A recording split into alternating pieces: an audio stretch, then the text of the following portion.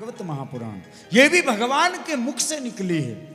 भगवान ने ब्रह्मा जी को उपदेश किया चतुर्श्लोकी भागवत में, और ब्रह्मा जी के उपदेश इस भगवान के द्वारा जो अपने मुख से ये श्रीमद् भागवत महापुराण प्रकट की और ब्रह्मा जी को दी, और ब्रह्मा जी ने अपने पुत्र नारद को दी, नारद ने भगवान वेदव्यास को दी, भगवान वेदव्यास ने अपने पुत्र सुखदेव जी को दी, और सुखदेव जी महाराज ने समय आने पर परीक्षित के उद्धार के लिए परीक्षित के माध्यम से समस्त संसार को ये श्रीमद् भागवत प्रसाद का वितरण कर दिया महाराज।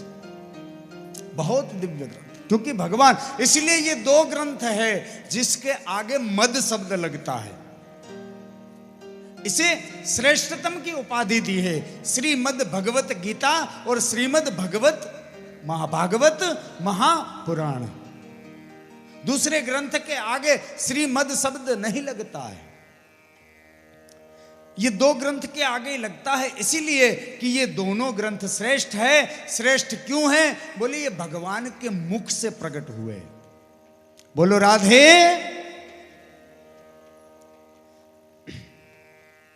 इसलिए बोले ये फूटा नहीं, भगवान विष्णु की डाली से टपका, ब्रह्मा की डाली पर अटका, ब्रह्मा की डाली से नीचे गिरा तो नारद रूपी डाली पर आकर अटक गया, नारद रूपी शाखा से आया तो भगवान वेदव्यास रूपी शाखा पर अटक गया, और भगवान वेदव्यास रूपी शाखा से आया तो सुखदेव रूपी शाखा पर अटक गया।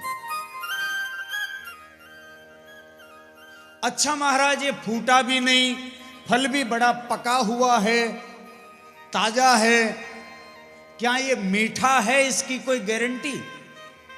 व्यास जी कहते बिल्कुल मीठा है, इसके जैसा मीठा फल तो कोई हो ही नहीं सकता। बोले ऐसे आप कैसे कह सकते हो? भाई आप फल को खाओगे तभी तो पता चलेगा कि मीठा है, कड़वा है, खट्टा है। व्यास जी कहते हैं कि मैं इतने विश्वास के साथ इसीलिए कहता हूं कि इस फल में तोते ने चोंच लगाई है, और तोता जिस फल में चोंच मार देवे महाराज, वो फल तो वैसे ही मीठा हो जाता है। सुखदेव जी जैसे परमहंस तोते ने इस भागवत रूपी फल में चोंच लगाई है, तो ये बड़ा ही मीठा है। बोले अच्छा, तो बोले मीठा भी है, पका भी है, ताजा भी है, तो महाराज ये किसको पिलाया जा रहा है? ये फल किसको, किस किस को पिलाएंगे? तो यहां पर भागवत जी में दो व्यक्तियों का नाम लिया व्यास जी ने, रसिको भुवि भावुक। एक तो रसिक जन, दूसरे भावुक जन।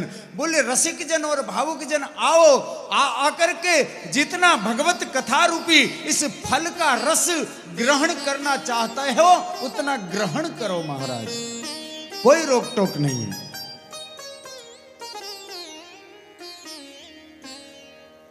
इस प्रकार श्रीमद् भागवत महापुराण की महिमा गाई। उसके बाद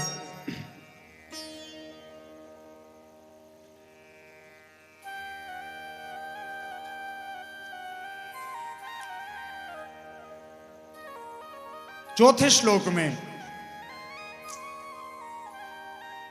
श्री सूत जी महाराज ने शौनकादिक ऋषियों के प्रश्नों का उत्तर दिया। शौनकादिक ने 6 प्रश्न किए हैं यहां पर सूत जी महाराज को। हे मुनि श्रेष्ठ, हे गुरु कृपा को प्राप्त किए हुए श्री सूत जी, हमारे मन में कुछ प्रश्न है, उन प्रश्न का आप उत्तर दीजिए। अब इस उत्तर के प्रतिरूप में श्रीमद् भागवत महापुराण की कथा प्रारंभ हो जाती है महाराज। यहां से भागवत प्रारंभ हो जाती है। अच्छा, ये कथा कहां हो रही है? कहां पे हो रही है? चंडेला में, वशिष्ठ धाम में, आंबावेरी में, कल ही तो बताया था, अभी भी थोड़ी देर पहले बताया था। नेमिषे निमिष क्षेत्रे ऋषयः शोनकादय सत्रं स्वर्गाय लोकाय सहस्रशममतशतम्। नेमिषे निमिष क्षेत्रे, नेमिषारण्य की पावन भूमि में 88,000 ऋषि मुनि जिनका प्रतिनिधित्व शौनकादिक कर रहे हैं, और व्यास गद्दी पर भगवान व्यास शिष्य सूत जी महाराज विराजमान है। ये कथा नेमिषारण्य की भूमि पे हो रही है। कहां पे? ये 7 दिन याद रखना। नेमिषारण्य किसे कहते हैं? नेमिषारण्य उस भूमि को, नेमि यानी मन, ये मन को शास्त्रों ने नेमि कहा है। वो अरण्य, अरण्य कहते जंगल को, वन को, कानन को। जिस वन में मन स्थिर हो जाए, जिस स्थान पे, सीधी भाषा में कहे तो जिस जगह पर बैठकर हमारा मन एक चित्त हो जाए, हमारा मन एकाग्र चित्त हो जाए, हमारा मन लग जाए, उस भूमि को ही नेमिषारण्य की भूमि कही गई है।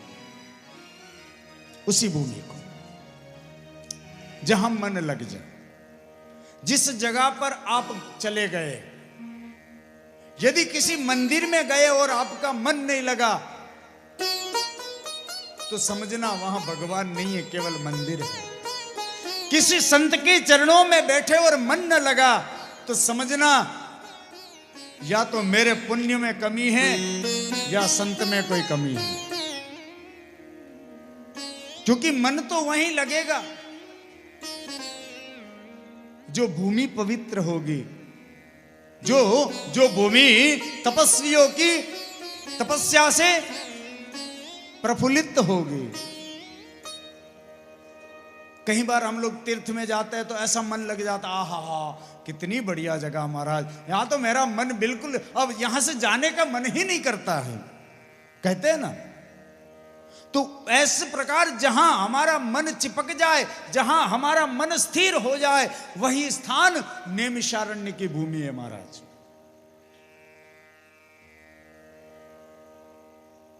मन भी बड़ा विचित्र है महाराज।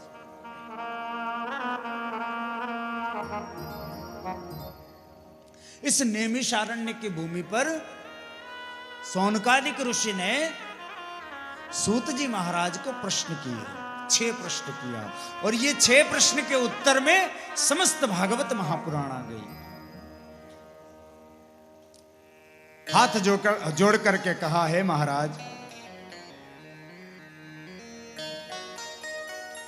कृपा करके हमारे प्रश्नों का उत्तर दीजिए, हमारे मन में कुछ संदेह है। श्री सूत जी कहते हैं, ऋषियों कहो क्या संदेह। शौनकादिक कहते हैं, महाराज प्राणी मात्र का कल्याण कैसे होगा। हे महाराज, कलयुग आ रहा है, आगे दिखाई पड़ रहा है, और ऐसे कलिकाल के अंदर जीव अपना कल्याण किस प्रकार कर पाएगा। दूसरी बात महाराज, शास्त्र बहुत है, धर्म ग्रंथ इतने हैं महाराज, इतने धर्म ग्रंथ है कि महाराज आप पूरा जीवन बैठे बैठे पढ़ो तो जीवन समाप्त हो जाएगा, लेकिन धर्म ग्रंथ समाप्त नहीं होंगे। इतने सनातन धर्म के ग्रंथ है, इतने ग्रंथ हैं।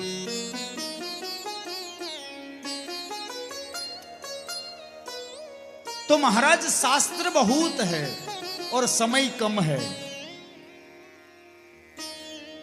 कम समय में समस्त शास्त्रों को हम धारण नहीं कर सकते, हम पढ़ नहीं सकते, अपने जीवन में नहीं उतार सकते हैं महाराज। तो ऐसे में सर्वोत्तम साधन जो हो, समस्त शास्त्रों का जो निचोड़ हो, समस्त शास्त्रों का जो रस हो, वो रस ही हमें आप बता दीजिए। और महाराज हमारी तीसरी बात यह है, भगवान यदि सर्वशक्तिमान है, भगवान यदि सर्वशक्तिमान पूर्ण ब्रह्म है, तो भगवान को इस धरती पर जन्म लेने की क्या आवश्यकता है? भगवान को अवतार लेने की क्या जरूरत है? अरे जो सर्वशक्तिमान है, यदि कोई कहे कि भगवान ने रावण को मारने के लिए जन्म लिया, तो वो तो भगवान है, सर्वशक्तिमान है, उसे जन्म लेने की क्या जरूरत है? वो तो वहां बैठे बैठे भ्रकुटी विलास सृष्टि लय होई। महाराज अपने नेत्र को खोल करके बंद करे तो पूरा संसार नष्ट हो जाए, तो एक साधारण सा रावण को मारने के लिए क्या भगवान को जन्म लेना जरूरी था? भगवान अवतार क्यों लेते हैं? भगवान अपने स्वधाम में बैठे बैठे भी तो सब कार्य कर सकते हैं। इस धरती पे भगवान को आने की क्या आवश्यकता है?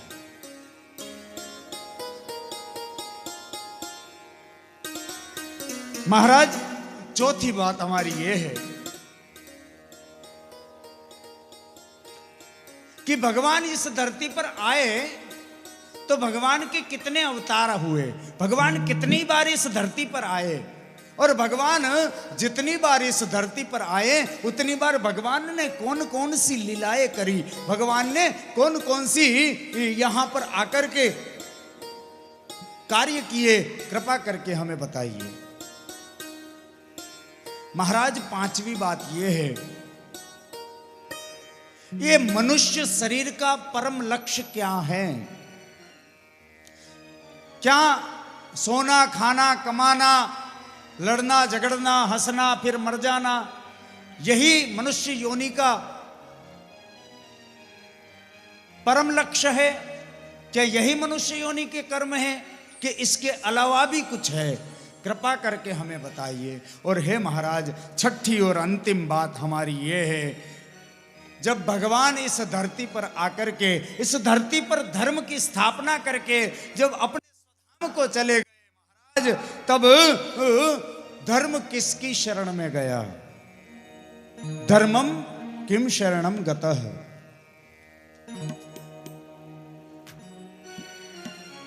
ये 6 प्रश्नों का उत्तर आप दीजिए हमें, और इन्हीं 6 प्रश्नों के उत्तर के स्वरूप में श्री सूत जी महाराज ने ऋषियों को समस्त भगवान की श्रीमद् भागवत महापुराण की कथा सुना डाली। महाराज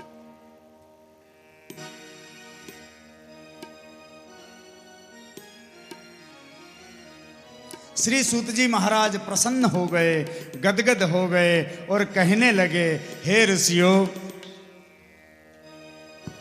आपने ये जो प्रश्न किए हैं वो समस्त संसार के कल्याणकारी प्रश्न हैं। आपके इन प्रश्नों से मुझे बड़ी प्रसन्नता हुई, मुझे बड़ा ही आनंद हुआ।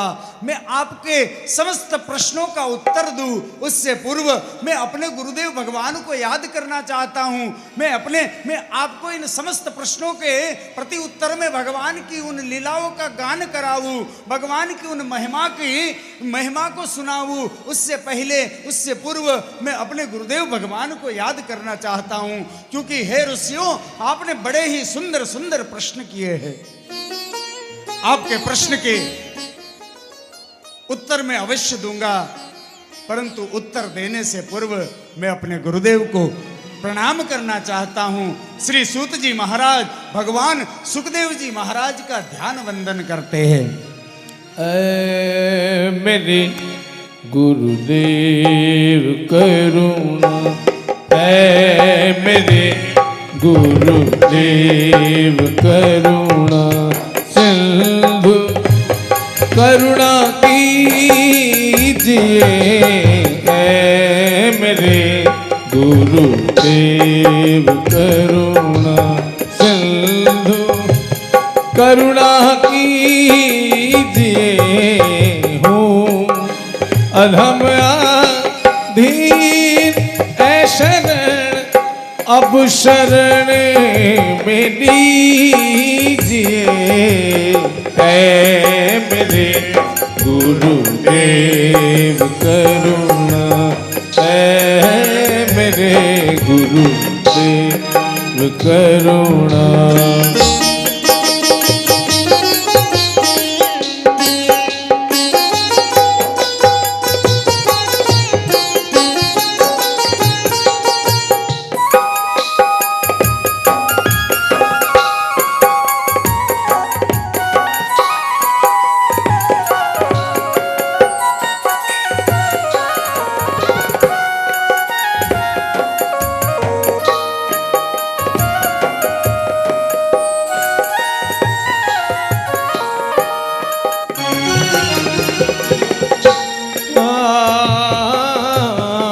खा रहा गोते हूँ मैं भव सिंधु की मझधार में, खा रहा गोते हूँ मैं भव सिंधु की मझधार में। आसरा है दूसरा नहीं, आसरा है दूसरा नहीं कोई अब संसार में। हूँ अधम अधीन ऐ शरण अब शरण में लीजिए, ऐ मेरे गुरुदेव करुणा है मेरे गुरु।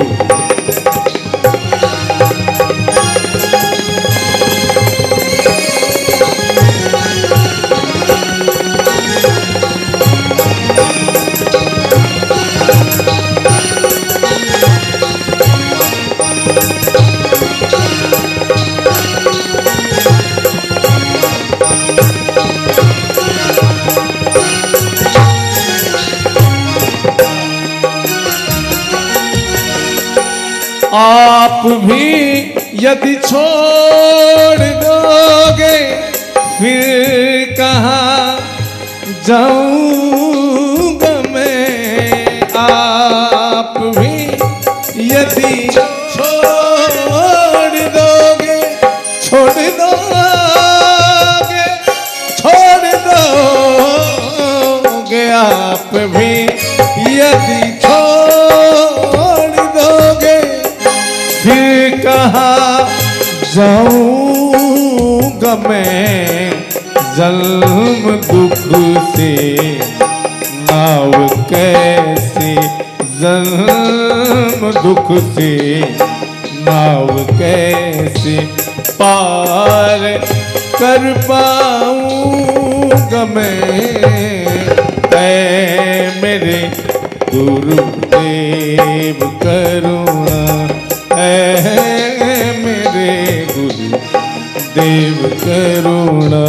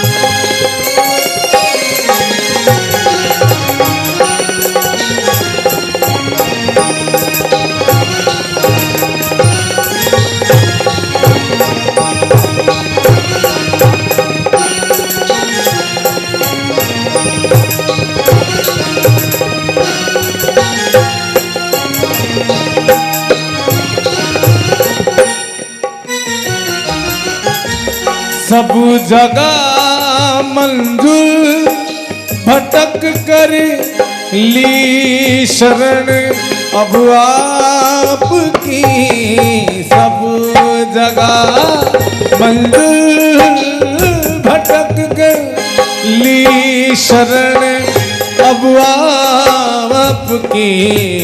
पार करना या ना करना पार करना या न करना, दोनों मर्जी आपकी, हूँ अधम अधीन ऐ शरण, अब शरण में दीजिए ऐ मेरे गुरुदेव, करुणा सिंधु करुणा कीजिए ऐ मेरे गुरुदेव, करुणा ऐ मेरे गुरुदेव, करुणा ऐ मेरे गुरुदेव, करुणा।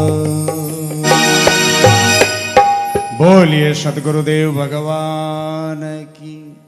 श्रीमद् भागवत महापुराण, श्री सुखदेव जी महाराज, जय जय श्री राम। श्री सूत जी महाराज ने सुखदेव जी महाराज का 2 श्लोक में वंदन किया, अपने गुरुदेव को प्रणाम किया। यम प्रव्रजन्तमनुपैतमपैतकृत्यं द्वैपायनो विरह कातर्याजुहाव, पुत्रेति तन्मयतया तरवो विनेदु, तं सर्वभूतहृदयं मुनिमानतोऽस्मि।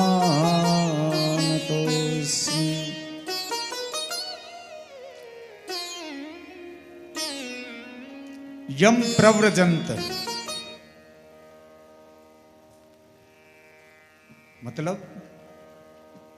बोले हमारे गुरुदेव श्री शुकाचार्य जी महाराज जन्म लेते ही घर को छोड़कर चले गए।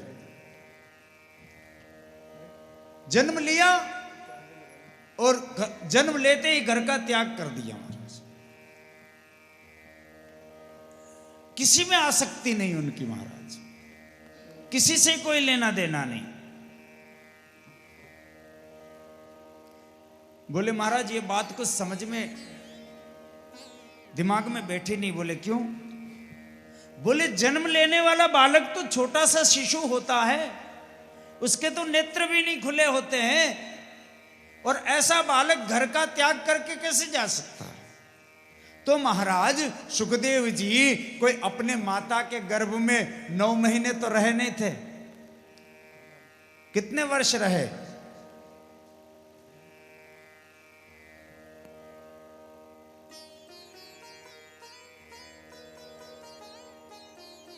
पूरे 11 वर्ष माता के गर्भ में रहे।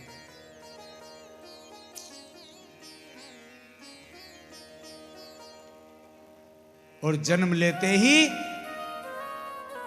पिता पीछे पुकारते रहे, अरे बेटा कहां जा रहा है, रुक जा रुक जा रुक जा। लेकिन उस समय उन वृक्षों को वाणी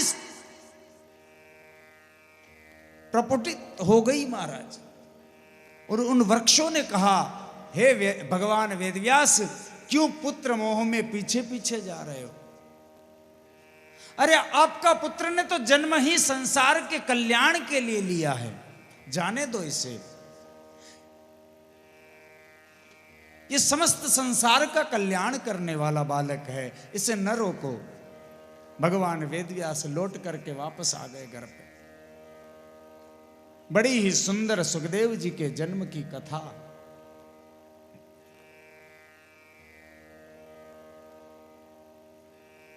ये सुखदेव कोई साधारण तोता, सुख माने तोता, सुख कहते हैं तोते को, है ना, पोपट। ये कोई साधारण तोता नहीं था। बोले तो? बोले गोलोक में भगवान प्रिया प्रतम राधा सर्वेश्वर भगवान जो विराजमान है,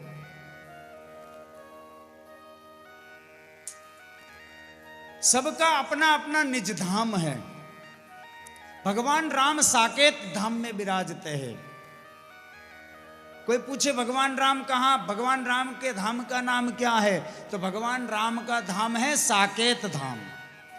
भगवान विष्णु वैकुंठ विराजते हैं, भगवान शिव कैलाश विराजते हैं, ब्रह्मा जी ब्रह्मलोक, देवता स्वर्ग में, नागलोक पाताल को बोलते हैं। ऐसे सबका अपना अपना लोक है। वैसे भगवान श्री कृष्ण का जो धाम है, जो लोक है, उसे कहते हैं गोलोक धाम।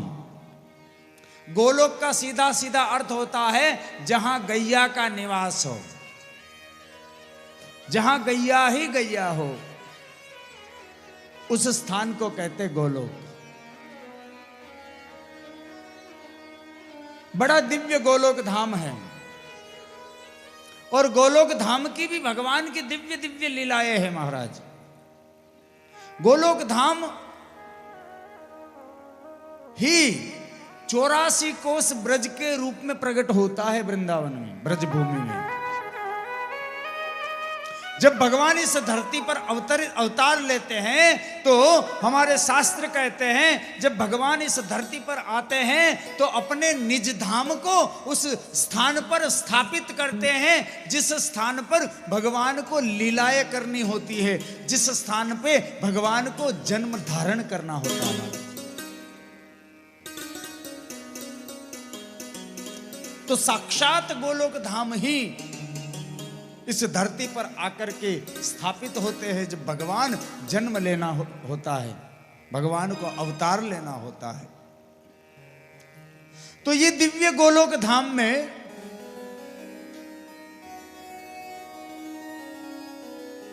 कौन विराजमान है? बोले भगवान प्रिया प्रीतम श्री श्याम सुंदर और महारानी श्री राधा रानी गोलोक धाम में सुंदर लीला करते हैं। तो राधा रानी का ये पालित तोता है, पाला हुआ तोता है, जिसको हम कहते हैं सुखदेव जी। राधा रानी हमेशा सुखदेव जी को, उस तोते को, उस शुक को अपने साथ में ही रखती है, कभी अपने से ओझल नहीं होने देती है, बड़ा लाड लडाती है, खूब सेवा करती है। 24 घंटा वो सुख राधा रानी की सेवा में आनंदित होते हुए निवास करता है। वही सुख कभी उड़कर के गोविंद के हथेली में जाकर के बैठ जाता है, तो मेरे गोविंद अपना नव कोमल हाथ उस सुख के ऊपर रख कर के पूछते हैं, कहां से आ रहे हो हे सुख?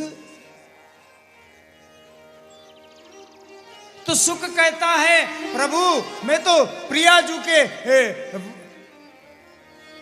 हस्त पर विराजमान था और आपकी याद आ गई तो आपके हस्त कमल पर आ गया। अच्छा, प्रियाजू के पास आप क्या कर रहे थे हे सुख?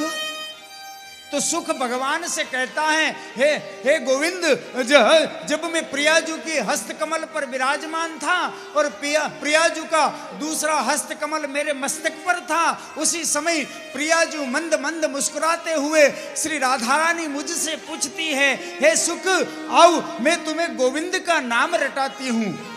और बड़े ही स्नेह, बड़े ही लाड प्यार से मुझे हे गोविंद आपके नाम को याद करवाए। अच्छा, हमारे नाम को याद करवाए? बोले हाँ, आपके नाम को याद करवाया। बोले कैसे याद करवाया?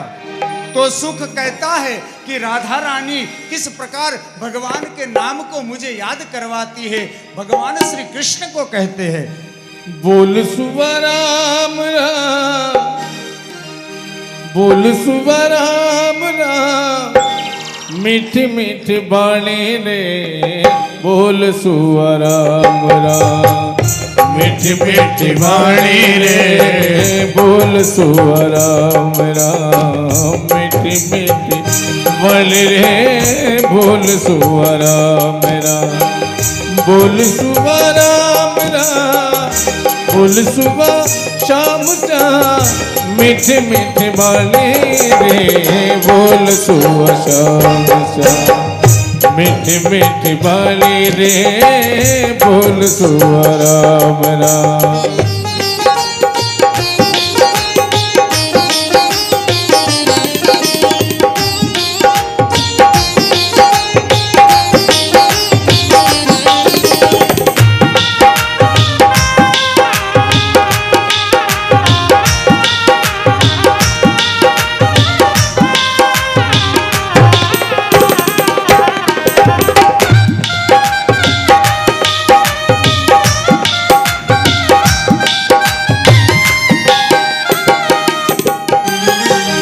धीरत मिठाई मेवा लाप से जिमावा रे धीरत मिठाई मेवा लाप से जिमावा रे आवले रो रस तले घोल घोल पावा रे आवले रो रस तले घोल घोल पावा रे बोल सुवा राम राम बोल सुबह राम राम बोल सुबह राम राम मीठे मीठे वाले रे बोल सुबह शाम शाम मीठे मीठे वाणी रे बोल सुबह शाम शाम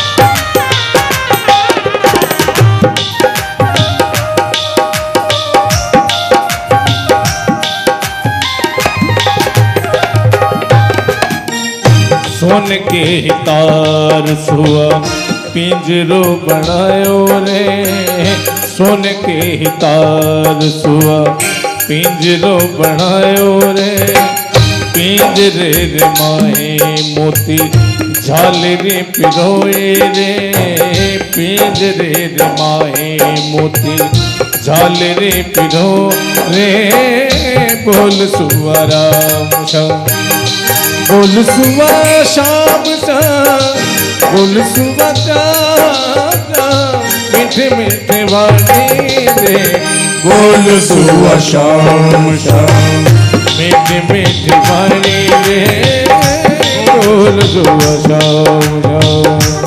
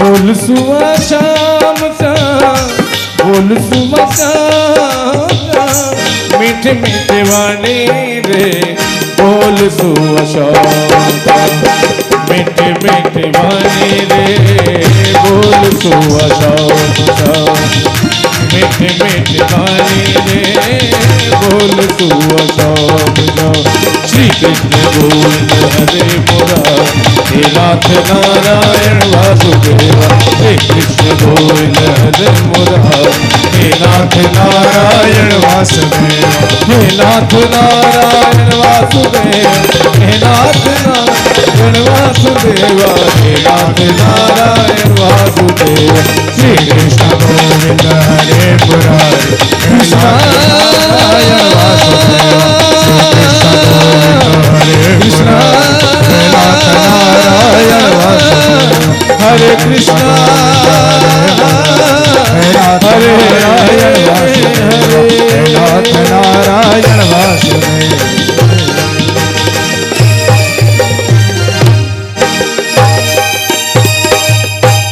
बोलिए बालकृष्ण लाल की जय जय श्री राधे। बड़े ही प्रसन्न होते हैं भगवान। अच्छा प्रियाजू हमारा नाम पढ़ाती है आपको? बोले हाँ। देखिए एक तोता राधा रानी का पालतू है जो श्री सुखदेव जी महाराज भगवान का ही अंशा अवतार है, और एक तोता भगवती जानकी जी सीता जी ने भी पाला था। परंतु उस तोते के कारण सीता जी को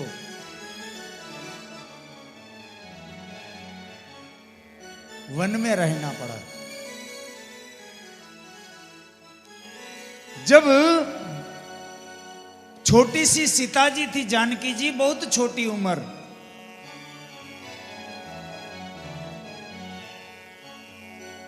जब बिल्कुल छोटी सी कन्या के रूप में अपनी छोटी छोटी सहेलियों के साथ में एक दिन सीता जी अपने उपवन में भ्रमण कर रही थी, अपनी सहेलियों के साथ में खेल रही थी। महाराज कर्म फल कोई भी उम्र हो, किसी भी अवस्था में हो, किसी भी स्थिति में हो, कर्म ये नहीं देखता कि ये छोटा है कि बड़ा है। कर्म तो कर्म है, जानबूझ के करो कि अनजाने में करो। जो कर्म हुआ उस कर्म का फल तो महाराज भोगना ही पड़ेगा। अग्नि के अंदर जानबूझ के हाथ डालोगे तो भी जलोगे, अनजाने में हाथ पड़ जाएगा तो भी जलेगा। कर्म बन गया तो उस कर्म का फल आपको भोगना ही भोगना है, वो अच्छा हो चाहे बुरा हो।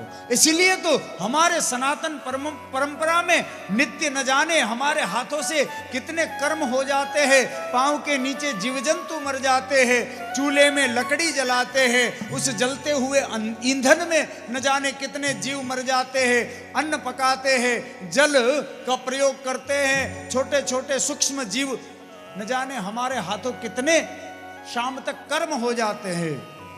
तो श्रीमद् भागवत महापुराण में ऐसे कर्म के प्रायश्चित के फल स्वरूप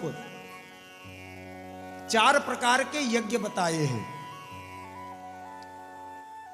गाय को और कुत्ते को रोटी, भोजन बनाने के बाद रोटी को चूर के उसमें घी डाल के 5 ग्रास उनमें से अग्नि में छोड़ना चाहिए नित्य, और चींटी को नित्य आटा शक्कर ये डालना चाहिए। ये जो हमसे अनजाने में जो कर्म हो जाते हैं उन कर्मों का प्रायश्चित हो जाता है महाराज।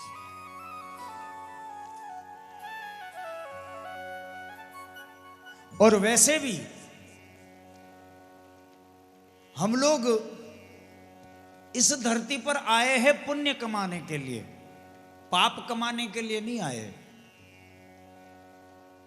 परंतु हम पुण्य कमाते कमाते हैं, न जाने वो पुण्य तो धरा रह जाता है और जाते समय पाप की गठरी बांध करके ले जाते हैं।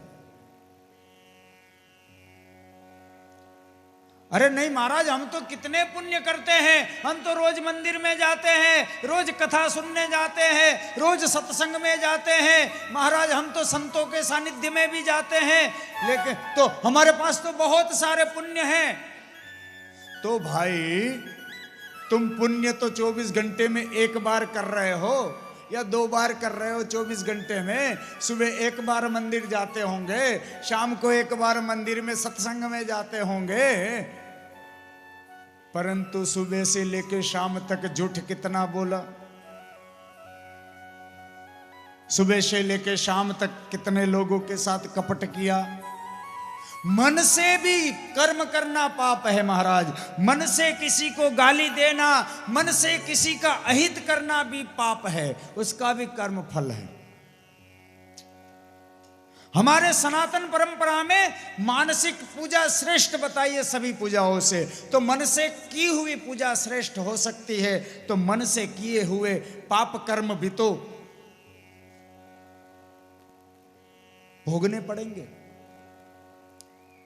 तो महाराज दिन में 1-2 बार सत्य करते, सत्य बोलते हैं, 1-आध बार सत्संग में चले जाते, 1-आध बार मंदिर में चले जाते हैं, तो थोड़ा सा पुण्य इकट्ठा हो जाता है। लेकिन मंदिर से आने के बाद, सत्संग से आने के बाद फिर जो पुण्य इकट्ठे होते हैं, झूठ बोलने के, कपट करने के, हैं, धोखा करने का, गाली देने का, ये सब कर्म ही तो है। तो अब सुबह कमाया मंदिर में जाकर इतना पुण्य, और सुबह से शाम तक पाप कमाए इतने, तो पुण्य तो बराबर हो गया दोनों का लेवल। तो अंत समय फिर क्या बचता है? बोले पाप की गठरी सिर पे लाद के जाते हैं। कहां जाते हैं? बोले फिर पाप की गठरी बांध के तो नरक में ही जाएंगे, और कहां जाएंगे? हैं? स्वर्ग में तो जाएंगे नहीं। बोले एक बनिया मर गया, बनिया, एक व्यापारी था। बनिया कोई जाति नहीं होती, व्यापार करता हो बनिया। जो व्यापार करे, जो व्यापारी है, तो व्यापारी बनिया मर गया, स्वर्ग में चला गया। अरे ऊपर गया यमराज के पास, तो उसका नंबर आया, यमराज ने उसके खाता खोला। अरे सेठ जी, आपके तो पुण्य भी बराबर है, पाप भी बराबर है। बोले कैसे? बोले जितना वजन पुण्य के पोटरे में है, उतना ही वजन पाप के पोटरे में है। तो बोले आपको स्वर्ग भी भोगने को मिलेगा और नरक भी भोगने को मिलेगा। बोले तो आप बताओ पहले कहां जाना पसंद करोगे, स्वर्ग में जाना चाहोगे या नरक में जाना चाहोगे? तो व्यापारी बुद्धि बनिया बोला महाराज, यमराज से कहने लगा महाराज मेरा एक निवेदन है, ये दोनों के बीच का रास्ता निकालो ना कोई। बोले क्या? बोले एक काम करो, स्वर्ग और नरक के बीच में एक छोटी सी जगह दे दो, मैं तो वहीं अपनी दुकान खोल के बैठूंगा। जो स्वर्ग में जाएगा वो भी खरीदता जाएगा, जो नरक में जाएगा वो भी खरीदता जाएगा। बोलो राधे। तो सारे पोटरे लेके महाराज वहां जाना पड़ेगा। इसीलिए जो भी कर्म, भगवान भी इस धरती पर आए हैं, भगवान ने भी यदि कोई कर्म हो गया भगवान से, तो भगवान को भी उसका प्रायश्चित करना पड़ा महाराज। भगवती सीता ने बचपन में, छोटी अवस्था में, नासमझ अवस्था थी सीता जी की, कोई इतनी बड़ी नहीं थी, बिल्कुल छोटी सी किशोरी जी थी, और जब अपनी सखियों के साथ उपवन में खेल रही थी महाराज, और एक डाली पर, अम्र वृक्ष की टहनी पर एक तोता और एक गर्भवती तोती बैठी थी, और सीता जी अपनी सखियों के साथ में खेल रही थी महाराज। उसी समय तोता उड़ करके आया और अपनी जो गर्भवती तोती थी उसके बगल में बैठा, और उस तोती ने कहा आप कहां गए थे? अब तोता और तोती आपस में बात करने लगे। तोता ने कहा मैं तो अयोध्या गया था, अयोध्या में महाराजा दशरथ के यहाँ इतने सुंदर लाला है, इतने सुंदर लाला है, मेघवर्ण तो उनका देह है महाराज, और गुमराले काले बाल है, इतनी सुंदर मंद मुस्कान है, इतना सुंदर लाला है। अच्छा देवी तुम क्या कर रही थी यहाँ बैठी बैठी? बोले मैं तो देखो हमारे महाराजा जनक की पुत्री छोटी सी किशोरी जी कितनी सुंदर है, बस इसे ही निहार रहा था, इसे ही देख रही थी। ये बात तोता और तोती आपस में कर रहे हैं, और नीचे सीता जी अपनी छोटी छोटी सहेलियों के साथ खेल रही है। तो तोता ने कहा बात तो तुम्हारी सही है, हमारे महाराजा विदेहराज जनक की पुत्री भी बहुत ही सुंदर है, बहुत ही प्यारी है, परंतु देवी एक बात कहूं, जैसी हमारी राजकुमारी प्यारी है, सुंदर है, सुशील है, वैसे ही अयोध्या के महाराजा के जो ज्येष्ठ पुत्र है, बड़े पुत्र है, उनका नाम है श्री राम, और वो भी इतने ही सुंदर, इतने ही सुशील संस्कारी है महाराज। मर्यादित जीवन है, छोटे से बालक के रूप में भी वो इतनी मर्यादित जीवन जीते हैं महाराज। मुझे तो लगे कि हमारे महाराजा जनक जी को अपनी पुत्री सीता का विवाह उस राम से कर देना चाहिए। ये तोता तोती आपस में चर्चा कर रहे महाराज, और सीता जी सब सुन रही है नीचे, क्योंकि वो तो भगवती है, परा अम्बा है, संसार की जननी है, वो तो किसी भी जीव की वाणी को समझ जाती है, भाव भंगिमा को समझ जाती है। छोटी सी किशोरी जी सीता जी इस बात को समझ गई महाराज।